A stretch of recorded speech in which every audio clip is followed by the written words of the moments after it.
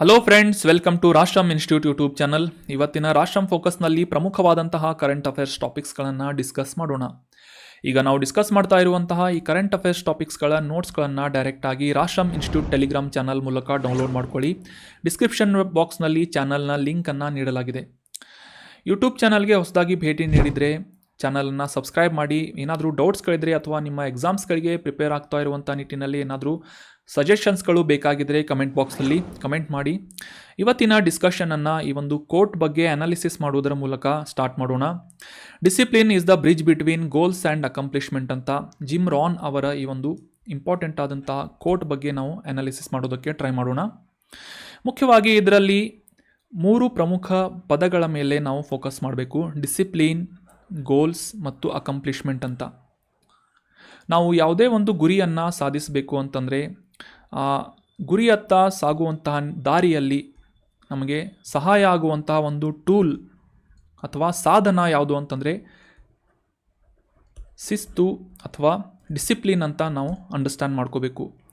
ನಾವು ಸಾಧಿಸಬೇಕಾದಂತಹ ಗುರಿಯತ್ತ ಸಾಕಷ್ಟು ಆಬ್ಸ್ಟ್ಯಾಕಲ್ಸ್ಗಳು, ಸಮಸ್ಯೆಗಳು ಅಥವಾ ಡಿಸ್ಟ್ರಾಕ್ಷನ್ಸ್ಗಳು ಬಂದರೂ ಸಹ ಈ ಡಿಸಿಪ್ಲಿನ್ ಅನ್ನುವ ಸಾಧನ ನಮ್ಮಲ್ಲಿ ಸ್ಟ್ರಾಂಗ್ ಆಗಿ ಇದ್ದರೆ ಈಸಿಯಾಗಿ ನಾವು ಯಾವುದೇ ಒಂದು ಗುರಿಯನ್ನು ಸಾಧಿಸುವುದಕ್ಕೆ ಸಾಧ್ಯ ಆಗುತ್ತೆ. ಎಲ್ಲೂ ಕೂಡ ನಾವು ಸೋಲುವುದಿಲ್ಲ ಅಂತ ನಾವಿಲ್ಲಿ ಗುರುತಿಸಬೇಕಾಗುತ್ತೆ. ಗುರಿ ಅಂತಂದರೆ ಒಂದು ನಿರ್ದಿಷ್ಟವಾದಂತಹ ದಿನದಲ್ಲಿ, ಒಂದು ಗಂಟೆಯಲ್ಲಿ ಅಥವಾ ಒಂದು ವಾರದಲ್ಲಿ ಅಥವಾ ತಿಂಗಳಲ್ಲಿ, ಒಂದು ವರ್ಷದಲ್ಲಿ ಕಂಪ್ಲೀಟ್ ಮಾಡಬೇಕು ಅಂತ ನಿರ್ಧಾರ ಮಾಡಿದಂತಹ, ಸಂಕಲ್ಪ ಮಾಡಿದಂತಹ ಗುರಿಯನ್ನು ಗೋಲ್ ಅಂತ ನಾವು ಗುರುತಿಸ್ತೇವೆ.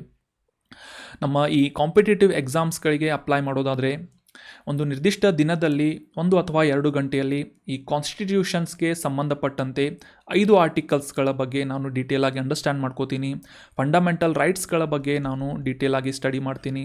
ಅಥವಾ ಈ ಚುನಾವಣಾ ಆಯೋಗ, ಎಲೆಕ್ಷನ್ ಕಮಿಷನ್ ಬಗ್ಗೆ ಇವತ್ತು ಡೀಟೇಲಾಗಿ ಇದರ ಬಗ್ಗೆ ಸ್ಟಡಿ ಮಾಡ್ತೀನಿ. ಇದರ ಮೇಲಿನ 10 ಅಥವಾ 20 ಕ್ವಶನ್ಸ್ಗಳನ್ನು ಮಾಕ್ ಟೆಸ್ಟ್ಗಳಾಗಿ ಸಾಲ್ವ್ ಮಾಡ್ತೀನಿ ಅಂತ ಒಂದು ಗುರಿಯನ್ನು ನಿರ್ಧಾರ ಮಾಡಬೇಕಾಗುತ್ತೆ.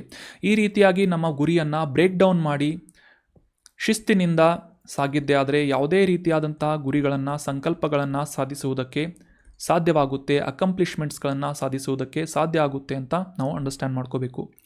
ಅಕಂಪ್ಲಿಷ್ಮೆಂಟ್ ಅಂತಂದರೆ ಯಾವುದೇ ಗುರಿಯನ್ನು ಸಾಧಿಸಿದಾಗ ನಮಗೆ ಆಗುವಂಥ ಆನಂದ ಅಥವಾ ಒಂದು ಫುಲ್ಫಿಲ್ಮೆಂಟ್ ಫೀಲಿಂಗ್ ಏನಿರುತ್ತೆ ಅದನ್ನು ಅಕಂಪ್ಲಿಷ್ಮೆಂಟ್ ಅಂತ ನಾವು ಅಂಡರ್ಸ್ಟ್ಯಾಂಡ್ ಮಾಡ್ಕೋಬೋದು. ಇದು ಲೌಕಿಕವಾಗಿ ಆಗಿರ್ಬೋದು ಅಥವಾ ಅಲೌಕಿಕವಾಗಿ ಫೀಲಿಂಗ್ಸ್ಗಳ ರೂಪದಲ್ಲಿ ಆಗಿರ್ಬೋದು. ಈ ರೀತಿಯಾಗಿ ಸೆಲ್ಫ್ ಡಿಸಿಪ್ಲಿನ್ ಅಥವಾ ಶಿಸ್ತನ್ನು ನಾವು ಅಳವಡಿಸಿಕೊಂಡದ್ದೇ ಆದರೆ, ಕನ್ಸಿಸ್ಟೆಂಟ್ ಆದಂಥ ಎಫರ್ಟನ್ನು ಹಾಕಿ ಸೆಲ್ಫ್ ಕಂಟ್ರೋಲ್ ಮಾಡುವುದರ ಮೂಲಕ ಕಮಿಟ್ಮೆಂಟ್ ಆಗಿ ಆ ಒಂದು ಗುರಿಗೆ ಬಾಧ್ಯವಾಗಿ ಗುರಿಯನ್ನು ಸಾಧಿಸುವುದಕ್ಕೆ ಸಾಧ್ಯ ಆಗುತ್ತೆ. ಫಾರ್ ಎಕ್ಸಾಂಪಲ್, ಈ ಹೊಸ ರೂಟೀನ್ಸ್ಗಳನ್ನು ಫಾಲೋ ಮಾಡೋದಾಗಿರ್ಬೋದು, ಹೊಸ ಹ್ಯಾಬಿಟ್ಸ್ಗಳನ್ನು ಅಳವಡಿಸಿಕೊಂಡು ಅವುಗಳನ್ನು ಫಾಲೋ ಮಾಡೋದಾಗಿರ್ಬೋದು. ಸೊ ಈ ರೀತಿಯಾಗಿ ಶಿಸ್ತನ್ನು ಅನುಕರಿಸುವಂಥ ನಿಟ್ಟಿನಲ್ಲಿ ಸಾಕಷ್ಟು ಎಕ್ಸ್ಪೆರಿಮೆಂಟ್ಸ್ಗಳನ್ನು ನಾವು ಮಾಡಬೇಕಾಗುತ್ತೆ. ಅಂದಾಗ ಮಾತ್ರ ನಮಗೆ ಸರಿಯಾದಂತಹ ದಾರಿ ಯಾವುದು ಅಂತ ಗುರುತಿಸಿಕೊಳ್ಳೋದಕ್ಕೆ ಸಾಧ್ಯ ಆಗುತ್ತೆ ಅಂತ ಹೇಳ್ತಾ ಇವತ್ತಿನ ಡಿಸ್ಕಷನನ್ನು ಪ್ರಾರಂಭ ಮಾಡೋಣ. ಕಳೆದ ಸೆಷನ್ನಲ್ಲಿ ಈ ಭಾರತ ಮತ್ತು ಬಾಂಗ್ಲಾದೇಶದ ನಡುವೆ ಸಂಪರ್ಕವನ್ನು ಸಾಧಿಸುವಂಥ ನಿಟ್ಟಿನಲ್ಲಿ ನಿರ್ಮಾಣ ಮಾಡಲಾಗ್ತಾ ಇರುವಂತಹ ಮೈತ್ರಿ ಅನ್ನುವ ಸೇತುವೆಯನ್ನು ಯಾವ ನದಿಯ ಮೇಲ್ಸೇತುವೆಯಾಗಿ ಗುರುತಿಸಲಾಗುತ್ತೆ ಅಂತ ಪ್ರಶ್ನೆ ಇದೆ. ಆಪ್ಷನ್ಸ್ಗಳಲ್ಲಿ ಕೋಸಿ ನದಿ, ಗಂಡಕ್ ನದಿ, ಫೇಣಿ ನದಿ ಅಥವಾ ಬ್ರಹ್ಮಪುತ್ರ ನದಿ ಅಂತ ನೀಡಲಾಗಿದ್ದು ಸರಿಯಾದ ಉತ್ತರ ಏನು ಅಂತಂದರೆ ಆಪ್ಷನ್ 3. ಫೇಣಿ ನದಿಗೆ ಅಡ್ಡಲಾಗಿ ಅಥವಾ ಫೇಣಿ ನದಿಯ ಮೇಲ್ಸೇತುವೆಯಾಗಿ ಈ ಮೈತ್ರಿ ಅನ್ನುವ ಸೇತುವೆಯನ್ನು ಭಾರತದ ತ್ರಿಪುರಾ ಮತ್ತು ಬಾಂಗ್ಲಾದೇಶದ ನಡುವೆ ನಿರ್ಮಾಣ ಮಾಡಲಾಗಿದೆ ಅಂತ ನಾವು ಇಲ್ಲಿ ಅಬ್ಸರ್ವ್ ಮಾಡಬೇಕಾಗುತ್ತೆ. ಫೇಣಿ ನದಿ ಈಸ್ ರೈಟ್ ಆನ್ಸರ್. ಇನ್ನು ಇವತ್ತಿನ ಪ್ರಶ್ನೆ ಏನು ಅಂತ ನೋಡೋಣ. ರಾಷ್ಟ್ರೀಯ ವಿಪತ್ತು ನಿರ್ವಹಣಾ ಪ್ರಾಧಿಕಾರ, ನ್ಯಾಷನಲ್ ಡಿಸಾಸ್ಟರ್ ಮ್ಯಾನೇಜ್ಮೆಂಟ್ ಅಥಾರಿಟಿ, ಇದರ ಅಧ್ಯಕ್ಷರು ಯಾರಾಗಿರ್ತಾರೆ ಅಂತ ಪ್ರಶ್ನೆ ಇದೆ. ಆಪ್ಷನ್ 1 ಕೇಂದ್ರ ಗೃಹ ಸಚಿವರು, ಆಪ್ಷನ್ 2 ಪ್ರಧಾನಮಂತ್ರಿಗಳು, ಆಪ್ಷನ್ 3 ರಾಷ್ಟ್ರಪತಿಗಳು ಅಥವಾ ಆಪ್ಷನ್ 4 ಕೇಂದ್ರ ರಕ್ಷಣಾ ಮಂತ್ರಿಗಳು ಅಂತ ಇದೆ. ನ್ಯಾಷನಲ್ ಡಿಸಾಸ್ಟರ್ ಮ್ಯಾನೇಜ್ಮೆಂಟ್ ಅಥಾರಿಟಿ ಇದರ ಅಧ್ಯಕ್ಷರು, ಚೇರ್ಮನ್ ಯಾರಾಗಿರ್ತಾರೆ ಅಂತ ಗೆಸ್ ಮಾಡಿ ಕಮೆಂಟ್ ಬಾಕ್ಸ್ನಲ್ಲಿ ಕಮೆಂಟ್ ಮಾಡಿ. ನೆಕ್ಸ್ಟ್ ಸೆಷನ್ನಲ್ಲಿ ಈ ರಾಷ್ಟ್ರೀಯ ವಿಪತ್ತು ನಿರ್ವಹಣಾ ಪ್ರಾಧಿಕಾರದ ಕುರಿತಾದಂತಹ ಡೀಟೇಲ್ ಮಾಹಿತಿಗಳನ್ನು ಅಂಡರ್ಸ್ಟ್ಯಾಂಡ್ ಮಾಡ್ಕೊಳ್ಳೋದಕ್ಕೆ ಟ್ರೈ ಮಾಡೋಣ. ಎಕ್ಸಾಮಿನೇಷನ್ ಪಾಯಿಂಟ್ ಆಫ್ ವ್ಯೂ ಕೂಡ ಸಾಕಷ್ಟು ಇಂಪಾರ್ಟೆಂಟ್ ಆದಂಥ ಒಂದು ಮಾಹಿತಿ ಆಗುತ್ತೆ. KS ಪ್ರಿಲಿಮ್ಸ್ ಮತ್ತು ಮೇನ್ಸ್ ಪಾಯಿಂಟ್ ಆಫ್ ವ್ಯೂ ಇದು ಸಾಕಷ್ಟು ಇಂಪಾರ್ಟೆಂಟ್ ಆದಂತಹ ಟಾಪಿಕ್ ಆಗಿದೆ ಅಂತ ನಾವಿಲ್ಲಿ ಗುರುತಿಸಬೇಕಾಗುತ್ತೆ. ಸೊ ಗೆಸ್ ಮಾಡಿ ಕಮೆಂಟ್ ಬಾಕ್ಸ್ನಲ್ಲಿ ಕಮೆಂಟ್ ಮಾಡಿ. ಕಳೆದ ಸೆಷನ್ನಲ್ಲಿ ಕೇಳಲಾದಂತಹ ಪ್ರಶ್ನೆಗೆ ಸರಿಯಾಗಿ ಆನ್ಸರ್ ಮಾಡಿದಂತಹ ಮಾಯಿ ಗೌಡ ಅವರಿಗೆ congratulations and very well done. ಅದೇ ರೀತಿಯಾಗಿ ಇನ್ನೊಂದು ಪ್ರಶ್ನೆಯನ್ನು ಕೂಡ ಕೇಳಿದ್ದೆ. ಈ ನಾಗಾಲ್ಯಾಂಡ್ನಲ್ಲಿ ಆಚರಿಸುವಂತಹ ಒಂದು ಪ್ರಮುಖ ಹಬ್ಬ ಫೆಸ್ಟಿವಲ್ ಹಾರ್ನ್ ಬಿಲ್ ಅಂತ, ಇದರ ಬಗ್ಗೆ ಪ್ರಶ್ನೆಯನ್ನು ಕೇಳಿದ್ದೆ. ಸೊ ಅದನ್ನು ಕೂಡ ಕಮೆಂಟ್ ಮಾಡಿದ್ದೀರಿ, ವೆರಿ ಗುಡ್. ಇದೇ ರೀತಿಯಾಗಿ ಡಿಸ್ಕಷನ್ನಲ್ಲಿ ಭಾಗವಹಿಸ್ತಾ ಇರಿ, ನಿಮ್ಮ ಆನ್ಸರ್ಗಳನ್ನು, ನಿಮ್ಮ ಅನಿಸಿಕೆಗಳನ್ನು ಕಮೆಂಟ್ ಮಾಡ್ತಾ ಇರಿ ಅಂತ ಹೇಳ್ತಾ ಇವತ್ತಿನ ಡಿಸ್ಕಷನನ್ನು ಪ್ರಾರಂಭ ಮಾಡೋಣ. ಸೊ ಅದಕ್ಕಿಂತ ಮುಂಚೆ ಈ ಮೈತ್ರಿ ಸೇತುವೆಯ ಬಗ್ಗೆ ಕೆಲವೊಂದಿಷ್ಟು ಮಾಹಿತಿಗಳನ್ನು ಅಂಡರ್ಸ್ಟ್ಯಾಂಡ್ ಮಾಡ್ಕೋಣ. ಆಗಲೇ ತಿಳಿಸಿದ ಹಾಗೆ ಭಾರತದ ತ್ರಿಪುರಾ ರಾಜ್ಯದ ಸಬ್ರೂಮ್ ಅನ್ನುವ ನಗರ ಮತ್ತು ಬಾಂಗ್ಲಾದೇಶದ ರಾಮ್ಗಢ್ ನಡುವೆ ಸುಮಾರು 2 ಕಿಲೋಮೀಟರ್ಗಳಷ್ಟು ದೂರದ ಮೇಲ್ಸೇತುವೆಯನ್ನು ಫೇಣಿ ನದಿಯ ಮೇಲೆ ನಿರ್ಮಾಣ ಮಾಡಲಾಗಿದೆ. ಇದರೊಂದಿಗೆ ಭಾರತ ಮತ್ತು ಬಾಂಗ್ಲಾದೇಶದ ನಡುವಿನ ದ್ವಿಪಕ್ಷೀಯ ಸ್ನೇಹ ಸಂಬಂಧಗಳನ್ನು ಅಭಿವೃದ್ಧಿಪಡಿಸುವಂತಹ ನಿಟ್ಟಿನಲ್ಲಿ ಈ ಮೈತ್ರಿ ಸೇತುವೆ ಸಾಕಷ್ಟು ಅನುಕೂಲವನ್ನು ಮಾಡಿಕೊಡಲಿದೆ ಅಂತ ನಾವೆಲ್ಲ ಅಂಡರ್ಸ್ಟ್ಯಾಂಡ್ ಮಾಡ್ಕೋಬಹುದು. ಇನ್ನು ಈ ಸೇತುವೆಯ ನಿರ್ಮಾಣ ಕಾರ್ಯವನ್ನು ಕಂಪ್ಲೀಟ್ ಮಾಡಿದಂತಹ ಇನ್ಸ್ಟಿಟ್ಯೂಷನ್ ಅಥವಾ ಸಂಸ್ಥೆ ಯಾವುದು ಅಂತಂದರೆ ರಾಷ್ಟ್ರೀಯ ಹೆದ್ದಾರಿಗಳು ಮತ್ತು ಮೂಲಸೌಕರ್ಯ ಅಭಿವೃದ್ಧಿ ನಿಗಮ ಅಂತ, national highways and infrastructure development corporation ಅಂತ. ಈ ಒಂದು ಸಂಸ್ಥೆಯ ಮೂಲಕ ಮೈತ್ರಿ ಸೇತುವೆಯನ್ನು ಭಾರತ ಮತ್ತು ಬಾಂಗ್ಲಾದೇಶದ ನಡುವೆ ಫೇಣಿ ನದಿಯ ಮೇಲೆ ನಿರ್ಮಾಣ ಮಾಡಲಾಗಿದೆ. ಈ ಫೇಣಿ ನದಿ ಕೂಡ ನ್ಯೂಸ್ನಲ್ಲಿರುವುದರಿಂದ ಇದಕ್ಕೆ ಸಂಬಂಧಿಸಿದಂತಹ ಮ್ಯಾಪ್ಗಳನ್ನು ಕೂಡ ನಾವು ಅಂಡರ್ಸ್ಟ್ಯಾಂಡ್ ಮಾಡ್ಕೊಳ್ಳೋದು ಇಂಪಾರ್ಟೆಂಟ್ ಆಗುತ್ತೆ. ಭಾರತದ ಈಶಾನ್ಯ ಭಾಗದಲ್ಲಿರುವಂತಹ ಒಂದು ಪ್ರಮುಖ ರಾಜ್ಯ ತ್ರಿಪುರಾ ರಾಜ್ಯ. ಇದರ ದಕ್ಷಿಣ ಭಾಗದಲ್ಲಿ ಹುಟ್ಟುವಂತಹ ಫೇಣಿ ನದಿ ಹರಿದು ಸುಮಾರು 116 ಕಿಲೋಮೀಟರ್ಗಳಷ್ಟು ದೂರ ಕ್ರಮಿಸಿ ಬಾಂಗ್ಲಾದೇಶವನ್ನು ಎಂಟರ್ ಮಾಡಿ ಮುಂದೆ ಬೇ ಆಫ್ ಬೆಂಗಾಲ್ ಅಥವಾ ಬಂಗಾಳ ಕೊಲ್ಲಿಯನ್ನು ಸೇರುವಂತಹ ಒಂದು ಪ್ರಮುಖ ನದಿಯಾಗಿ ಗುರುತಿಸಿಕೊಳ್ಳುತ್ತೆ ಫೇಣಿ ನದಿ ಅಂತ ನಾವಿಲ್ಲಿ ಅಬ್ಸರ್ವ್ ಮಾಡ್ಬೋದು. ಇದು ಯಾವುದೇ ಇತರ ದೊಡ್ಡ ನದಿಗಳ ಉಪನದಿಯಾಗಿಲ್ಲ. ಇದು ಇಂಡಿಪೆಂಡೆಂಟ್ ಆಗಿ ಫೇಣಿ ನದಿ ಏನಿದೆ ಡೈರೆಕ್ಟಾಗಿ ಈ ಬಂಗಾಳ ಕೊಲ್ಲಿಯನ್ನು ಸೇರುವುದನ್ನು ನಾವಿಲ್ಲಿ ಅಬ್ಸರ್ವ್ ಮಾಡ್ಬೋದು. ತ್ರಿಪುರಾದಲ್ಲಿ ಹುಟ್ಟಿ ಬಾಂಗ್ಲಾದೇಶದಲ್ಲಿ ಎಂಟರ್ ಮಾಡಿ ಸುಮಾರು 116 ಕಿಲೋಮೀಟರ್ಗಳಷ್ಟು ದೂರ ಕ್ರಮಿಸಿ ಬಂಗಾಳ ಕೊಲ್ಲಿಯಲ್ಲಿ ಸೇರುವಂತಹ ನದಿ ಫೇಣಿ ನದಿ. ಇದೇ ಫೇಣಿ ನದಿಗೆ ಮೇಲ್ಸೇತುವೆಯಾಗಿ ಮೈತ್ರಿ ಅನ್ನುವ ಈ ಒಂದು ಸೇತುವೆಯನ್ನು ನಿರ್ಮಾಣ ಮಾಡಲಾಗಿದೆ ಅಂತ ನಾವು ಅಂಡರ್ಸ್ಟ್ಯಾಂಡ್ ಮಾಡ್ಕೋಬೇಕು. ಇನ್ನು ಮುಂದಿನ ಆರ್ಟಿಕಲನ್ನು ಡಿಸ್ಕಸ್ ಮಾಡೋದಕ್ಕಿಂತ ಮುಂಚೆ ಒಂದು ಇಂಪಾರ್ಟೆಂಟ್ ಆದಂತಹ ಅನೌನ್ಸ್ಮೆಂಟ್. ರಾಶ್ರಮ್ ಇನ್ಸ್ಟಿಟ್ಯೂಟ್ ಧಾರವಾಡದಲ್ಲಿ ಹೊಸ KS ಪ್ರಿಲಿಮ್ಸ್ ಕಮ್ಸ್ ಮೇನ್ಸ್ ಬ್ಯಾಚಸ್ಗಳನ್ನು ಪ್ರಾರಂಭ ಮಾಡಲಾಗ್ತಾ ಇದೆ. ಇಂಟ್ರೆಸ್ಟ್ ಇರುವಂತಹ, ಸೀರಿಯಸ್ ಆಗಿ ಪ್ರಿಪೇರ್ ಆಗಬೇಕು ಅಂತ ಇರುವಂತಹ ಎಲ್ಲ ಸ್ಟೂಡೆಂಟ್ಸ್ಗಳು ಜಾಯಿನ್ ಆಗಬೇಕು ಅಂತಂದರೆ ಸಪ್ತಾಪುರ್ ಲಾಸ್ಟ್ ಬಸ್ ಸ್ಟಾಪ್ ಬಳಿ ಇರುವಂತಹ ರಾಶ್ರಮ್ ಇನ್ಸ್ಟಿಟ್ಯೂಟ್ಗೆ ಡೈರೆಕ್ಟಾಗಿ ಭೇಟಿ ನೀಡಿ ಅಡ್ಮಿಷನ್ ಮಾಡ್ಕೋಬೋದು. ಅಥವಾ ಈ KS ಎಕ್ಸಾಮ್ಸ್ಗಳಿಗೆ ಪ್ರಿಪೇರ್ ಆಗುವಂಥ ನಿಟ್ಟಿನಲ್ಲಿ ಏನಾದರೂ ಡೌಟ್ಸ್ಗಳಿವೆ, ಕ್ವೆರೀಸ್ಗಳಿವೆ ಅಂತಂದರೆ ಈ ಕೆಳಗೆ ತಿಳಿಸಲಾದಂತಹ ಕಾಂಟ್ಯಾಕ್ಟ್ ನಂಬರನ್ನು ಸಂಪರ್ಕಿಸಿ ಕಮೆಂಟ್ ಬಾಕ್ಸ್ನಲ್ಲಿ ಕಮೆಂಟ್ ಮಾಡಿ ಅಥವಾ ಕಾಂಟ್ಯಾಕ್ಟ್ ಮಾಡಿ ಮತ್ತು ಈ ಕೋರ್ಸಸ್ಗಳನ್ನು ಜಾಯಿನ್ ಆಗಿ ಅಂತ ಹೇಳ್ತಾ ಮುಂದಿನ ಆರ್ಟಿಕಲನ್ನು ಡಿಸ್ಕಸ್ ಮಾಡೋಣ. ಇತ್ತೀಚೆಗೆ ನಮ್ಮ ಭಾರತದ ಪ್ರಧಾನಮಂತ್ರಿಗಳು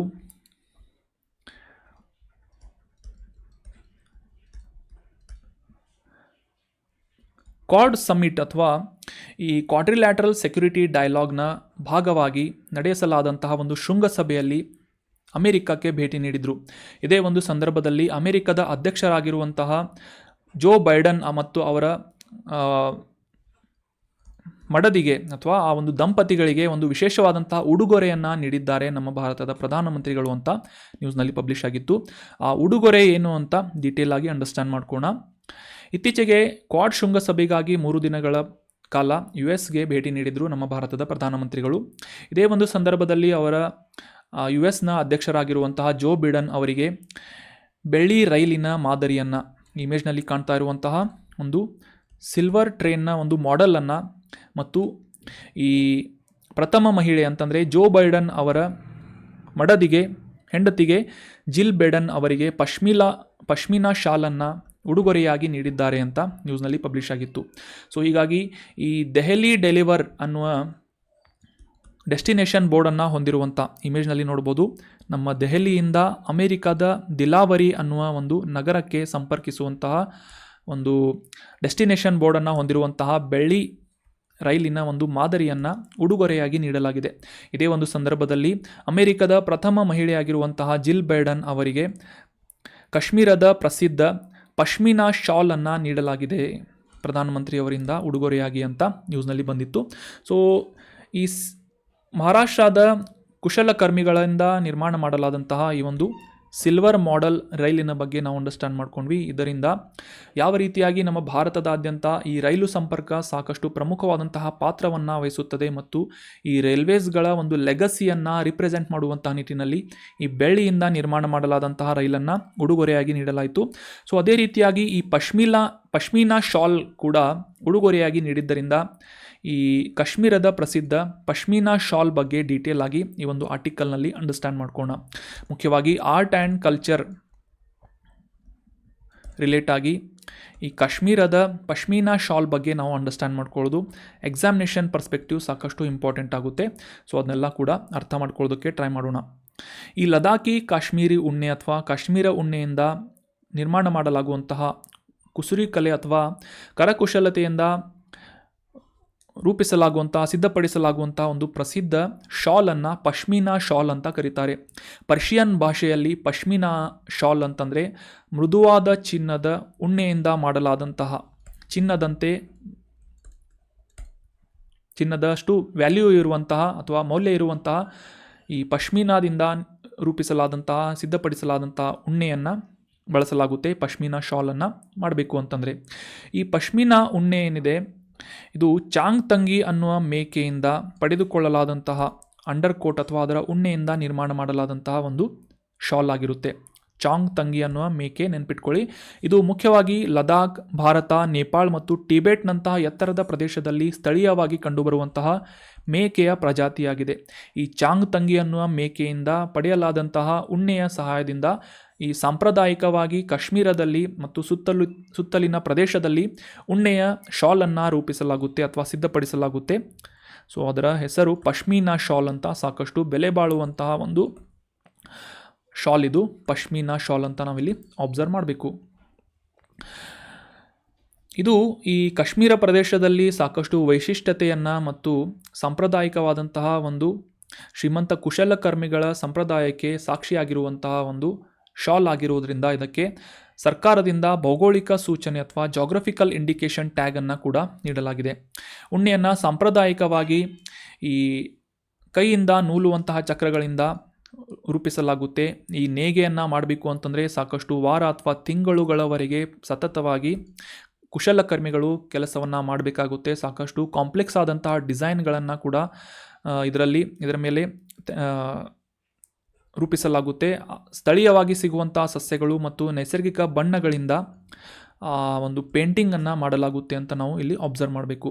ಶತಮಾನಗಳಿಂದ ಈ ಕಾಶ್ಮೀರದ ಶ್ರೀಮಂತ ಕುಶಲಕರ್ಮ ಸಂಪ್ರದಾಯಕ್ಕೆ ಸಾಕ್ಷಿಯಾಗಿರುವಂತಹ ಮತ್ತು ಸಾಂಸ್ಕೃತಿಕ ಪರಂಪರೆಗೆ ಕರಕುಶಲತೆಗೆ ಪ್ರತಿನಿಧಿಯನ್ನು ಈ ಒಂದು ಪಶ್ಮೀನಾ ಶಾಲ್ ಆಗಿ ನಾವು ಗುರುತಿಸಬೇಕಾಗುತ್ತೆ. ಸೊ ಇದೇ ಒಂದು ಮೌಲ್ಯಯುತವಾದಂತಹ ಪಶ್ಮೀನಾ ಶಾಲನ್ನು ಇತ್ತೀಚೆಗೆ ನಮ್ಮ ಭಾರತದ ಪ್ರಧಾನಮಂತ್ರಿಗಳು ಅಮೆರಿಕದ ಪ್ರಥಮ ಮಹಿಳೆಯಾದಂತಹ ಜಿಲ್ ಬೈಡನ್ ಅವರಿಗೆ ನೀಡಿದ್ದಾರೆ ಅಂತ ನಾವು ಕಾಂಟೆಕ್ಸ್ಟನ್ನು ಕೂಡ ಅಂಡರ್ಸ್ಟ್ಯಾಂಡ್ ಮಾಡ್ಕೋಬೋದು. So that was about brief information of pashmina shawl. Examination perspective important ಆಗಿ ನೋಟ್ ಮಾಡ್ಕೊಳ್ಳೋದೇನು ಅಂತಂದರೆ ಇದಕ್ಕೆ GI ಟ್ಯಾಗನ್ನು ಕೂಡ ನೀಡಲಾಗಿದೆ. ಅದೇ ರೀತಿಯಾಗಿ ಕಾಶ್ಮೀರ ಮತ್ತು ಈ ಲದಾಖಿ ಪ್ರದೇಶದಲ್ಲಿ ಕಂಡುಬರುವಂತಹ ಚಾಂಗ್ ತಂಗಿ ಅನ್ನುವ ಮೇಕೆಯ ಉಣ್ಣೆಯಿಂದ ಈ ಪಶ್ಮೀನಾ ಶಾಲನ್ನು ಸಿದ್ಧಪಡಿಸಲಾಗುತ್ತದೆ. ಇನ್ನು ಇತ್ತೀಚೆಗೆ ನಮ್ಮ ಭಾರತದ ಪ್ರಧಾನಮಂತ್ರಿಗಳು ಕ್ವಾಡ್ ಗ್ರೂಪಿಂಗ್ಸ್ನ ಈ ಒಂದು ಸಮ್ಮಿಟ್ನಲ್ಲಿ ಅಥವಾ ಶೃಂಗಸಭೆಯಲ್ಲಿ ಭಾಗವಹಿಸಿದ್ರು ಅಂತ ನಾವು ಅಂಡರ್ಸ್ಟ್ಯಾಂಡ್ ಮಾಡ್ಕೊಂಡ್ವಿ. ಕ್ವಾಡ್ ಅಂತಂದರೆ ಈ ಕ್ವಾಡ್ರಿಲ್ಯಾಟರಲ್ ಸೆಕ್ಯೂರಿಟಿ ಡೈಲಾಗ್ ಅಂತ ಇದರ ಫುಲ್ ಫಾರ್ಮ್ ಆಗುತ್ತೆ. ಇದು ಮುಖ್ಯವಾಗಿ ಭಾರತ, ಅಮೇರಿಕಾ, ಆಸ್ಟ್ರೇಲಿಯಾ ಮತ್ತು ಜಪಾನ್ ಈ 4 ದೇಶಗಳ ನಡುವೆ ಒಂದು ಬಾಂಧವ್ಯದ ಪ್ರತೀಕವಾಗಿದ್ದು ಮುಖ್ಯವಾಗಿ ಹಿಂದೂ ಮಹಾಸಾಗರ ಮತ್ತು ಪೆಸಿಫಿಕ್ ಮಹಾಸಾಗರಗಳ ನಡುವೆ ಉತ್ತಮ ಬಾಂಧವ್ಯವನ್ನು ಮುಖ್ಯವಾಗಿ ಒಂದು ಸ್ಟ್ರಾಟಜಿಕಲ್ ಕಾರ್ಯತಂತ್ರದ ಒಂದು ಸಂಭಾಷಣೆಯನ್ನು ವ್ಯಕ್ತಪಡಿಸುವಂತಹ ಮತ್ತು ಆ ಒಂದು ಪ್ರದೇಶದಲ್ಲಿ ಸೆಕ್ಯುರಿಟಿಯನ್ನು ಭದ್ರತೆಯನ್ನು ಖಚಿತಪಡಿಸಿಕೊಳ್ಳುವಂಥ ನಿಟ್ಟಿನಲ್ಲಿ ಪ್ರಾರಂಭಿಸಲಾದಂಥ ಒಂದು ಗ್ರೂಪಿಂಗ್ಸ್ ಆಗಿದೆ. ಕ್ವಾಡ್ ಗ್ರೂಪಿಂಗ್ಸ್ ಅಂತ ನಾವೆಲ್ಲ ಇದನ್ನ ಅಂಡರ್ಸ್ಟ್ಯಾಂಡ್ ಮಾಡ್ಕೋತೀವಿ. ಕ್ವಾಡ್ ಗ್ರೂಪಿಂಗ್ಸ್ ಬಗ್ಗೆ ಡೀಟೇಲ್ ಮಾಹಿತಿ ಅಥವಾ ಡೀಟೇಲ್ ಇನ್ಫಾರ್ಮೇಷನ್ಸ್ ಬೇಕು ಅಂತಂದರೆ ಕಮೆಂಟ್ ಬಾಕ್ಸ್ನಲ್ಲಿ ಕಮೆಂಟ್ ಮಾಡಿ. ಅಟ್ಲೀಸ್ಟ್ ಇವತ್ತು 20 ಲೈಕ್ಸ್ಗಳು ಬಂದರೆ ನೆಕ್ಸ್ಟ್ ಸೆಷನ್ನಲ್ಲಿ ಕ್ವಾಡ್ ಬಗ್ಗೆ ಡೀಟೇಲ್ ಆಗಿ ಅಂಡರ್ಸ್ಟ್ಯಾಂಡ್ ಮಾಡ್ಕೋಣ. ಕಮೆಂಟ್ ಬಾಕ್ಸ್ನಲ್ಲಿ ಕಮೆಂಟ್ ಮಾಡಿ. ಇನ್ನು ಮುಂದಿನ ಆರ್ಟಿಕಲ್ ಬಯೋರೈಡ್ ಅನ್ನುವ ಯೋಜನೆಯ ಕುರಿತಾಗಿದೆ. ಕಾಂಟೆಕ್ಸ್ಟನ್ನು ಅಂಡರ್ಸ್ಟ್ಯಾಂಡ್ ಮಾಡ್ಕೊಳ್ಳೋದಾದರೆ ಇತ್ತೀಚೆಗೆ ಈ ಜೈವಿಕ ತಂತ್ರಜ್ಞಾನ ಅಥವಾ ಬಯೋಟೆಕ್ನಾಲಜಿಗೆ ಸಂಬಂಧಪಟ್ಟಂತೆ ಆಲ್ರೆಡಿ ಇದ್ದಂತಹ 2 ಪ್ರಮುಖ ಉಪಕ್ರಮಗಳನ್ನು ವಿಲೀನಗೊಳಿಸುವುದರ ಮೂಲಕ ಭಾರತದಲ್ಲಿ ಕೇಂದ್ರ ಸಚಿವ ಸಂಪುಟದಿಂದ ಒಂದು ಹೊಸ ಯೋಜನೆಯನ್ನು ಪ್ರಾರಂಭಿಸಲಾಗಿದೆ. ಅದು ಬಯೋರೈಡ್ ಅಂತ ಗುರುತಿಸಿಕೊಳ್ಳುತ್ತೆ. ಬಯೋರೈಡ್ BIORIDE ಅಂತ ಇದರ ಫುಲ್ ಫಾರ್ಮನ್ನು ಅಂಡರ್ಸ್ಟ್ಯಾಂಡ್ ಮಾಡ್ಕೊಳ್ಳೋದಾದರೆ biotechnology research innovation and entrepreneurship development ಅಂತ ಇದರ ಫುಲ್ ಫಾರ್ಮ್ ಆಗುತ್ತೆ. Research innovation and entrepreneurship development ಅಂತ ಇದರ ಫುಲ್ ಫಾರ್ಮ್ ಆಗುತ್ತೆ. ರೈಡ್ ಅಂತ ನಾವು ಇದರಲ್ಲಿ ಸಿಂಪಲ್ ಆಗಿ ಅಂಡರ್ಸ್ಟ್ಯಾಂಡ್ ಮಾಡ್ಕೋಬೇಕು. ಮುಖ್ಯವಾಗಿ ಈ ಬಯೋಟೆಕ್ನಾಲಜಿ ಅಥವಾ ಜೈವಿಕ ತಂತ್ರಜ್ಞಾನವನ್ನು ಭಾರತದಲ್ಲಿ ಅಭಿವೃದ್ಧಿಗೊಳಿಸುವಂತಹ ನಿಟ್ಟಿನಲ್ಲಿ ಮತ್ತು ಈ ಜೈವಿಕ ತಂತ್ರಜ್ಞಾನದಿಂದ ಸಿದ್ಧಪಡಿಸಲಾಗುವಂತಹ ಮ್ಯಾನುಫ್ಯಾಕ್ಚರ್ ಮಾಡಲಾಗುವಂತಹ ಉತ್ಪನ್ನಗಳನ್ನು ಪ್ರೋತ್ಸಾಹಿಸುವಂತಹ ನಿಟ್ಟಿನಲ್ಲಿ ಈ ಪ್ರಮುಖ ಯೋಜನೆಯನ್ನು ಪ್ರಾರಂಭಿಸಲಾಗಿದೆ. ಆಲ್ರೆಡಿ ಭಾರತದಲ್ಲಿ ಈ ಜೈವಿಕ ತಂತ್ರಜ್ಞಾನ ಕ್ಷೇತ್ರದಲ್ಲಿ ಅಸ್ತಿತ್ವದಲ್ಲಿದ್ದಂತಹ 2 ಪ್ರಮುಖ ಉಪಕ್ರಮಗಳಾದಂತಹ ಈ ಜೈವಿಕ ತಂತ್ರಜ್ಞಾನ ಸಂಶೋಧನೆ ಮತ್ತು ಅಭಿವೃದ್ಧಿ ಅಂದರೆ ಈ ಬಯೋಟೆಕ್ನಾಲಜಿ ರಿಸರ್ಚ್ ಆ್ಯಂಡ್ ಡೆವಲಪ್ಮೆಂಟ್ ಮತ್ತು ಕೈಗಾರಿಕಾ ಮತ್ತು ಉದ್ಯಮಶೀಲತೆಯ ಅಭಿವೃದ್ಧಿ ಇನ್ನೋವೇಷನ್ ಆ್ಯಂಡ್ ಎಂಟರ್ಪ್ರೆನರ್ಶಿಪ್ ಡೆವಲಪ್ಮೆಂಟ್ ಅಂತ ಈ 2 ಉಪಕ್ರಮಗಳನ್ನು ವಿಲೀನಗೊಳಿಸಿ ಇದರಲ್ಲಿ ಹೊಸ ಸೇರ್ಪಡೆಯಾಗುವಂಥ ಒಂದು ಪ್ರಮುಖ ಕಂಪೋನೆಂಟನ್ನು ಇನ್ಕ್ಲೂಡ್ ಮಾಡಲಾಗಿದೆ. ಜೈವಿಕ ಉತ್ಪಾದನೆ ಮತ್ತು ಜೈವಿಕ ಫೌಂಡ್ರೀಸ್ ಅಂತ ಈ ಪ್ರಮುಖ 3 ಕಂಪೋನೆಂಟ್ಸ್ಗಳನ್ನು ಅಥವಾ 3 ಘಟಕಗಳನ್ನು ಒಳಗೊಳ್ಳುವುದರ ಮೂಲಕ ಬಯೋರೈಡ್ ಅನ್ನುವ ಈ ಹೊಸ ಇನಿಷಿಯೇಟಿವನ್ನು ಅಥವಾ ಯೋಜನೆಯನ್ನು ಪ್ರಾರಂಭ ಮಾಡಲಾಗಿದೆ. ಮುಖ್ಯವಾಗಿ ನಮ್ಮ ಭಾರತದಲ್ಲಿ ಈ ಬಯೋಟೆಕ್ನಾಲಜಿಗೆ ಪ್ರೋತ್ಸಾಹ ನೀಡುವಂತಹ ನಿಟ್ಟಿನಲ್ಲಿ ಈ ಹೊಸ ಯೋಜನೆಯನ್ನು ಅನುಷ್ಠಾನಗೊಳಿಸಲಾಗ್ತಾ ಇದೆ. 2021-22ನೇ ವರ್ಷದಿಂದ 2025-26ರ ವರ್ಷದವರೆಗೆ ಸುಮಾರು 9,197 ಕೋಟಿ ರೂಪಾಯಿಗಳ ಡಿಸ್ಟ್ರಿಬ್ಯೂಷನನ್ನು ಅಥವಾ ಇನ್ವೆಸ್ಟ್ಮೆಂಟ್ಸ್ಗಳನ್ನು ಭಾರತ ಸರ್ಕಾರದಿಂದ ಮಾಡಲಾಗ್ತಾ ಇದೆ ಅಂತ ನಾವು ಇಲ್ಲಿ ಅಬ್ಸರ್ವ್ ಮಾಡಬೇಕು. ಇನ್ನು ಮುಖ್ಯವಾಗಿ ಭಾರತದಾದ್ಯಂತ ಈ ಬಯೋಟೆಕ್ನಾಲಜಿಗೆ ಸಂಬಂಧಿಸಿದಂತೆ ಸಾಕಷ್ಟು ಪ್ರೋತ್ಸಾಹವನ್ನು ನೀಡುವುದರೊಂದಿಗೆ ಆರೋಗ್ಯ ಕ್ಷೇತ್ರದಲ್ಲಿ ಕೃಷಿ ಮತ್ತು ಪರಿಸರ ಸುಸ್ಥಿರತೆಗೆ ಸಂಬಂಧಪಟ್ಟಂತೆ ಭಾರತ ಎದುರಿಸ್ತಾ ಇರುವಂತಹ ಸವಾಲುಗಳನ್ನು ನಿಭಾಯಿಸುವಂತಹ ನಿಟ್ಟಿನಲ್ಲಿ ಈ ಜೈವಿಕ ನಾವೀನ್ಯತೆಯನ್ನು ಪ್ರೋತ್ಸಾಹಿಸುವಂತಹ ಒಂದು ಪ್ರಮುಖ ಗುರಿಯನ್ನು ಇಟ್ಕೊಂಡು ಬಯೋರೈಡ್ ಅನ್ನುವ ಯೋಜನೆಯನ್ನು ಭಾರತ ಸರ್ಕಾರದಿಂದ ಅನುಷ್ಠಾನಗೊಳಿಸಲಾಗ್ತಾ ಇದೆ ಅಂತ ನಾವು ಇಲ್ಲಿ ಅಬ್ಸರ್ವ್ ಮಾಡಬೇಕು. ಸೊ ಎಕ್ಸಾಮಿನೇಷನ್ ಪರ್ಸ್ಪೆಕ್ಟಿವ್ ಇಲ್ಲಿ ಇಂಪಾರ್ಟೆಂಟ್ ಆಗೋದೇನು ಅಂತಂದರೆ ಈ ಬಯೋರೈಡ್ ಯೋಜನೆಯ ಅಡಿಯಲ್ಲಿ ಇನ್ಕ್ಲೂಡ್ ಮಾಡಲಾದಂತಹ ಸೇರ್ಪಡೆಗೊಳಿಸಲಾದಂತಹ 3 ಘಟಕಗಳು ಯಾವುವು ಅಂತಂದರೆ ಈ biotechnology research and development, innovation entrepreneurship development ಮತ್ತು ಹೊಸ ಸೇರ್ಪಡೆಯಾಗಿ ಜೈವಿಕ ಉತ್ಪಾದನೆ, ಬಯೋ ಪ್ರೊಡಕ್ಷನ್ ಮತ್ತು ಬಯೋ ಫೌಂಡ್ರೀಸ್ ಅಂತ.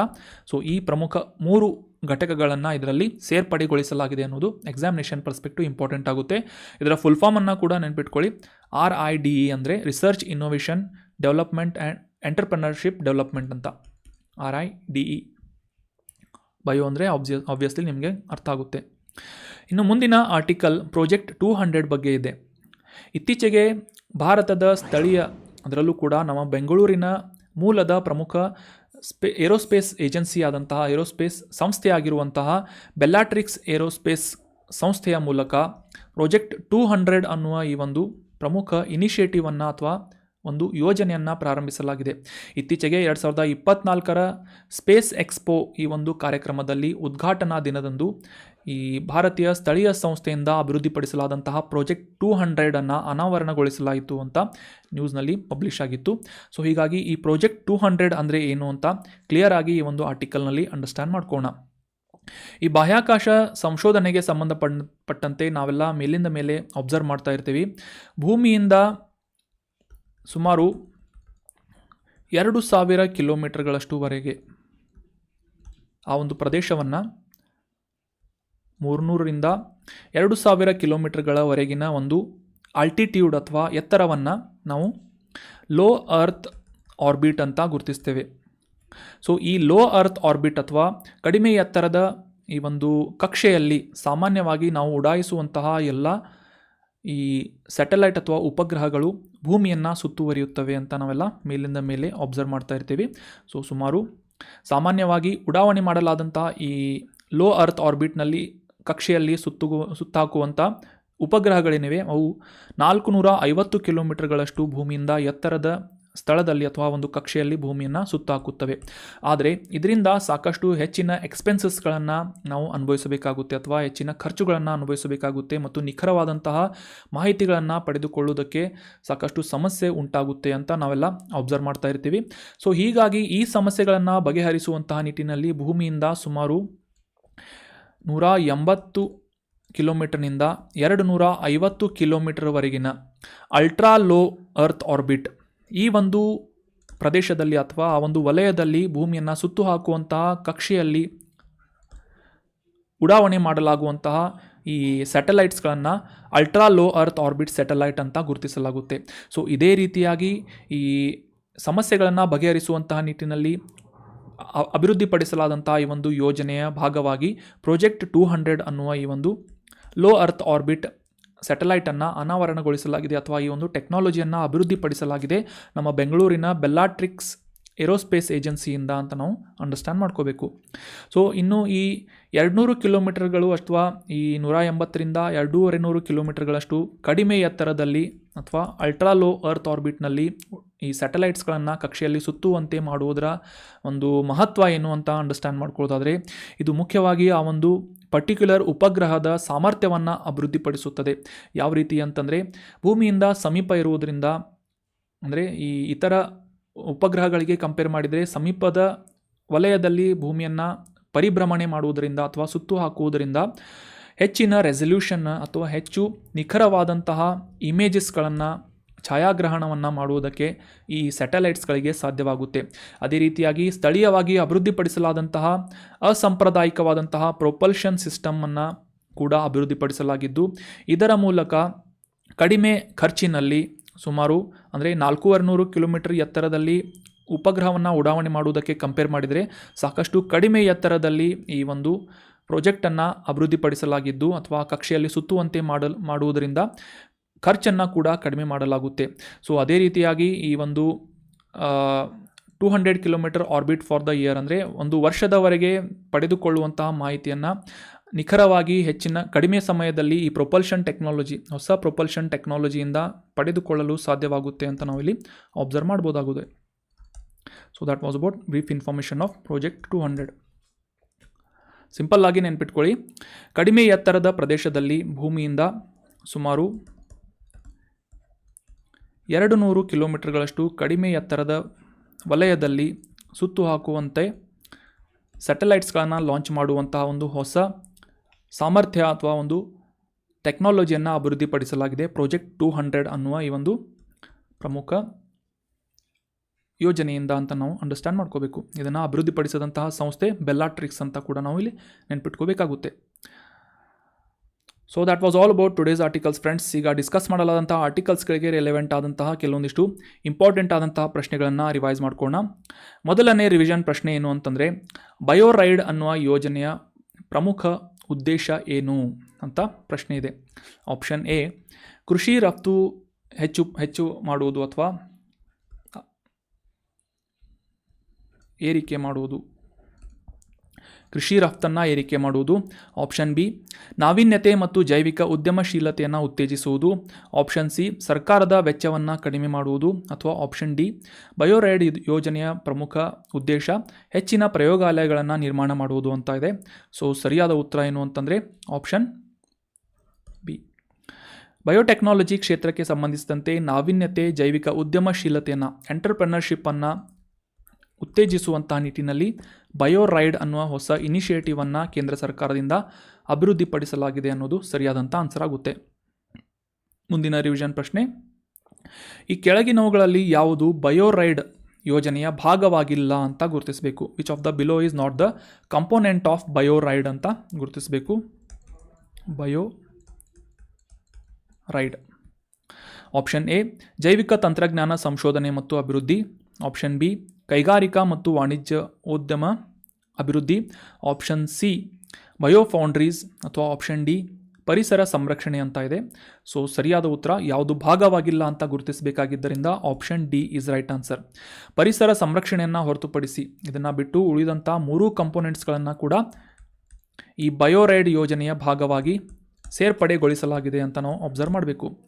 ಆಲ್ರೆಡಿ ಭಾರತದಲ್ಲಿ ಅಸ್ತಿತ್ವದಲ್ಲಿದ್ದಂತಹ ಈ ಜೈವಿಕ ತಂತ್ರಜ್ಞಾನ ಸಂಶೋಧನಾ ಅಭಿವೃದ್ಧಿ, ಬಯೋಟೆಕ್ನಾಲಜಿ ರಿಸರ್ಚ್ ಆ್ಯಂಡ್ ಡೆವಲಪ್ಮೆಂಟ್ ಮತ್ತು ಈ ಬಯೋಟೆಕ್ನಾಲಜಿಗೆ ಸಂಬಂಧಪಟ್ಟಂತೆ ಕೈಗಾರಿಕಾ ಮತ್ತು ವಾಣಿಜ್ಯೋದ್ಯಮ ಅಭಿವೃದ್ಧಿ, ಇಂಡಸ್ಟ್ರೀಸ್ ಆ್ಯಂಡ್ ಎಂಟರ್ಪ್ರಿನರ್ಶಿಪ್ ಡೆವಲಪ್ಮೆಂಟ್ ಮತ್ತು ಈಗ ಹೊಸದಾಗಿ ಸೇರ್ಪಡೆಗೊಳಿಸಲಾದಂತಹ ಜೈವಿಕ ಉತ್ಪಾದನೆ ಮತ್ತು ಜೈವಿಕ ಫೌಂಡ್ರೀಸ್ ಅನ್ನುವ ಈ ಪ್ರಮುಖ 3 ಉಪಕ್ರಮಗಳನ್ನು ಅಥವಾ ಇನಿಷಿಯೇಟಿವ್ಗಳನ್ನು ಈ ಬಯೋರೈಡ್ ಅನ್ನುವ